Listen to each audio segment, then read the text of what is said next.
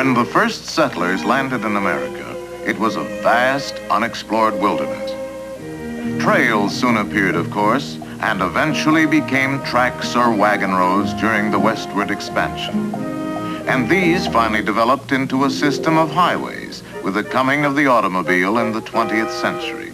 But in just the past few decades, a new kind of road has begun to spread across the nation. It is called thruway, or parkway, or expressway, or freeway, but the names all mean the same thing. We shall call it freeway, but whatever the name, it is now a part of our way of life. Freeways are already proving invaluable, particularly around large population centers.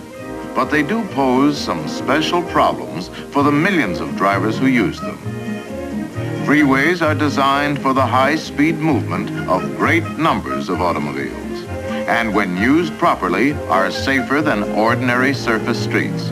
2.5 times safer, in fact. But the freeway is a new and different world. A world which requires a new and different kind of driving by those who use it. Motorists here are bound together by certain practical rules and courtesies necessary for mutual protection. And any individual who does not or will not recognize this is a menace to everyone. However, such drivers can usually be separated into certain types, which can be illustrated by a few rather extreme examples. This specimen we shall call Driverius timidicus, the timid driver, a shy and retiring fellow. Usually overcautious, he can be a definite menace because he does not adjust to freeway driving demands. For an example, observe the way he enters a freeway on which the traffic is heavy but moving well. Mr. T proceeds carefully along the entrance ramp, which of course he should do. Now he tries to keep one eye on the car ahead of him, and the other on his rear view mirror to look for oncoming traffic. But he doesn't really trust mirrors, and he finds it confusing anyway. So he slows down as he would at an ordinary street intersection and takes a good look.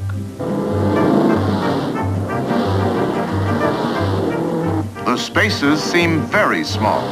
So, again, as he would at an intersection, he stops to wait for a big opening. This often comes as a surprise to drivers behind him and can result in a sort of boxcar effect. Now, while Timidicus watches for that big opening,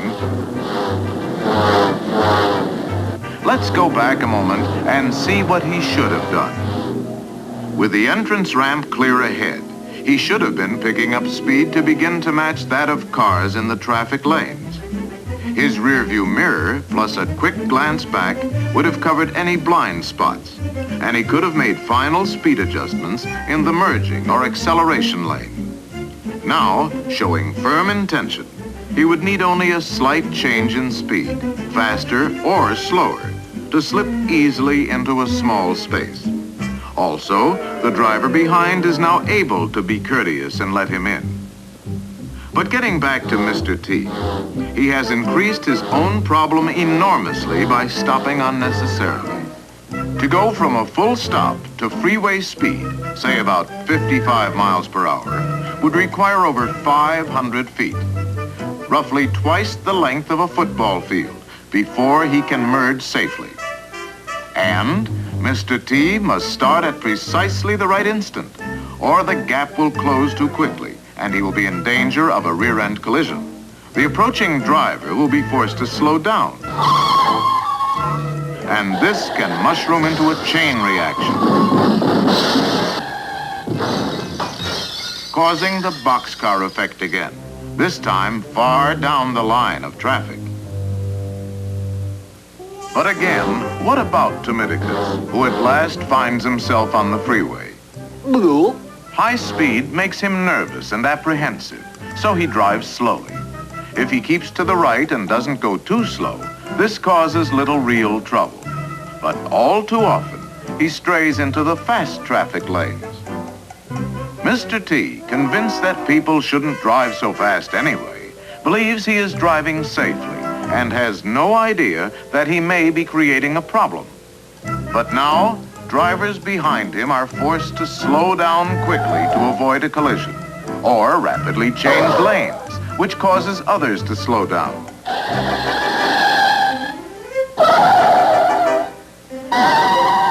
This can result in the usual chain reaction and boxcar effect. And innocent drivers often pay because Mr. T does not adjust to the freeway. The delay and confusion that follows invariably frays nerves and tempers and reveals another freeway menace we shall call Motoramus fidgetus, the impatient motorist. Gall dang people that camp on the freeway. Come on, get going. Members of this species are usually excitable. What's the matter up there? Move it, come on, move it. Explosive in nature. Get a horse. Or highly competitive in spirit. Oh, yeah? Well, the same to you, Buster. Mr. F usually displays an avid desire to get ahead, and when free to do so, is an habitual lane changer. Of course, a lane change is sometimes necessary, and when it is, a signal should always be given first. Next, a quick look to cover the blind spot. Then speed up and move in well ahead of the car in the next lane. Freeway pros will cooperate by dropping back a bit, for they know that courtesy is a practical rule here. But Fidgetus, in his impatience, will cut sharply in front of other drivers, forcing them to use their brakes. The same chain reaction often results. And Mr. F's progress can sometimes be measured by the path of destruction he leaves behind. But Mr. F occasionally finds himself unable to pass the car ahead. And now, in irate frustration, he is apt to move up bumper to bumper, regardless of the speed. Come on, get going, get out of my way. Unfortunately, Mr. F doesn't realize he's driving a potential engine of destruction more powerful than the largest battering ram ever to breach a castle wall. To explain, let us pause a moment, return him to his car, and see some freeway facts of life. Let's say Mr. F is traveling 60 miles per hour. A figure equal to about half the number of miles per hour added to that number gives the speed in feet per second. Thus, at 60 miles per hour, 90 feet is approximately the distance Mr. F's car travels in just 1 second.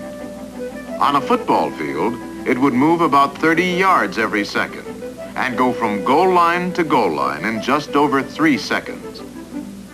But now let's go down to the field for a little demonstration in which Mr. F himself is the subject. As he watches the scoreboard, a signal suddenly flashes. Now let's see what happens inside Mr. F. First, his eyes receive the signal and transmit it to certain centers in his brain. There it is identified, analyzed, calculated, and computed.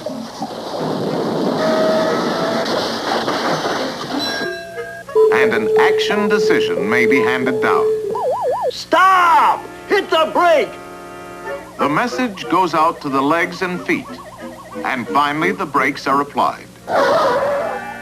If we run through it again with a stopwatch, we find all this takes about 1 second. Stop! Hit the brake! Now, if Mr. F crosses the goal line at 60 miles per hour just as a stop signal flashes, he will travel a minimum of 30 yards before he touches his brakes. And even with good brakes and dry pavement, he will still cover another 70 yards to the opposite goal before finally stopping. So, Mr. F was actually preceded by a sort of danger zone made up of his reaction distance plus his braking distance. Now, imagine he's on the freeway, a bit behind and to one side of a car identical to his. Let's go to slow motion and suppose that for some reason, the leading driver decides to stop and applies his brakes here. Mr. F reacts as soon as he sees the flashing taillight ahead, but he cannot apply his brakes until here, past the point where the first driver began to stop. The braking distances are the same, and Mr. F comes to a halt this much farther along. Obviously, had Mr. F been in the same lane, there would have been a jarring rear-end collision. And possibly even others. When behind another car on the freeway, drop back as speed increases to allow for reaction distance. Under good conditions, the usual rule of thumb is 1 car length for every 10 miles per hour. 60 miles per hour, 6 car lengths. When road conditions are poor, make it a bit more. Now, back to Fidgetus. Does he drop back as speed increases? No. He's still bumper chasing. Is he alert to movements several cars ahead of him, anticipating possible emergencies? No, he's left himself no margin of safety because he... watch it! Not now! Look out for the car ahead! It's stopping!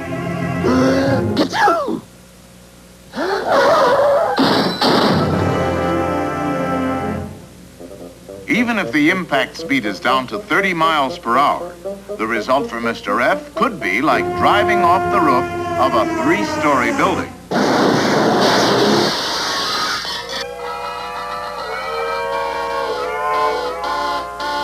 Last but not least, we have the annoying type, called Neglectorus Maximus, the inattentive driver.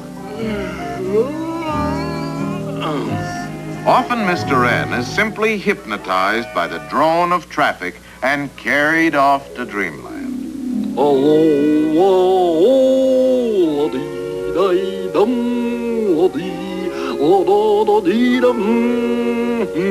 Then again, he may suddenly decide that the freeway is an ideal place to study his maps. You may see him enjoying a second cup of coffee, or even getting in a quick shave while driving. Of course, his favorite pastime is conversation, especially with someone in the back seat. Yeah, just picked her up this morning. Flat out, she'll put down anything on the road.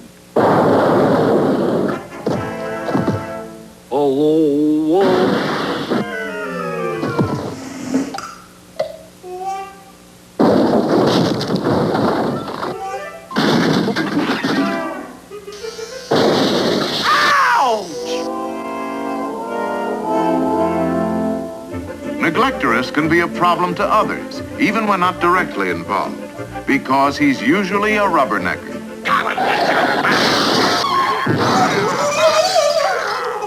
And if some mishap slows traffic on one side of the freeway, he will jam the other side simply by being curious. And Mr. N is particularly careless regarding signs and directions. Thus, he is usually almost past his exit when he notices it, has to change lanes quickly to make it, and there's the same old chain reaction. Finally, Mr. N often neglects his speedometer and forgets he is moving at freeway speeds as he re-enters the world of surface streets.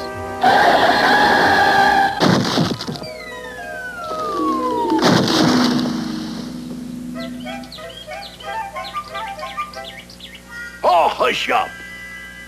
So, on the freeway, watch out for the driver types we have called Neglectorus, Fidgetus, and Timidicus. From time to time, you're bound to see one of these characters, and when you do, avoid them if you can.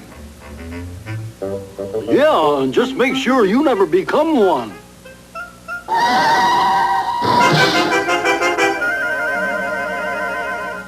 You see what I mean?